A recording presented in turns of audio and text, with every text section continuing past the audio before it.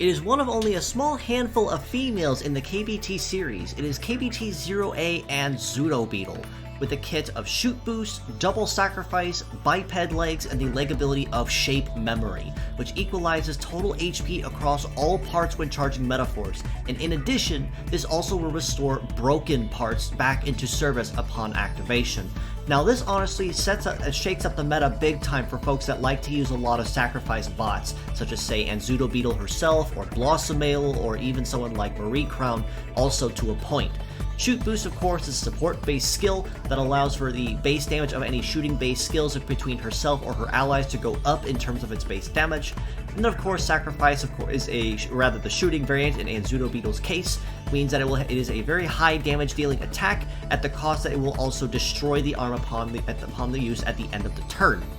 In trade, of course, you do also get an additional damage boost relative to up to 50% of the arm's remaining HP when attacking, for an even higher damage deal out in addition to the base damage that the part can deal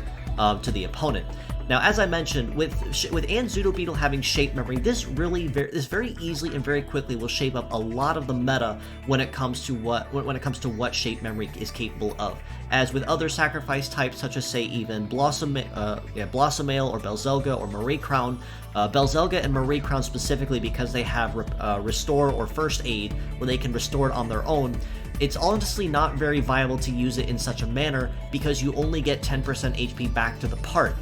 Whereas with Shape Memory, with Anzudo Beetle, once she uses up both of her arms, it's going to re-equalize all of her total HP between her head and her legs back into her arms so she can get an extra couple turns out of it before they become officially, for lack of a better term, useless once again in many cases.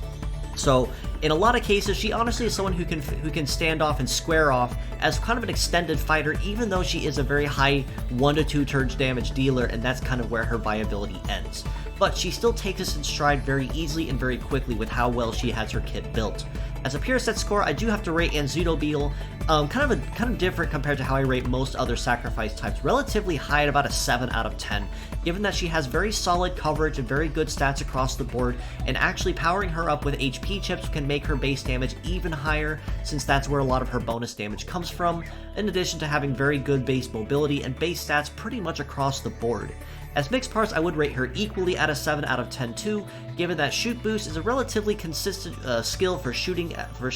teams that you can use just about anywhere. The Shape Memory ability is pretty versatile in the sense that you can use it just about anywhere as like an emergency repair kind of situation, at the cost of course eating a little bit of HP from other parts to do so. And then of course I'd say Sacrifice in this case would be one of her lesser used parts in terms of mixed parts. Given that even though it is a very high base damage part, Anzudo Beetle is kind of one that if you're going to use any of her parts, it's better encouraged to use her by herself because she has the best coverage and the best support by herself without a lot of people really needing to stand in the way for her or buy her that extra time.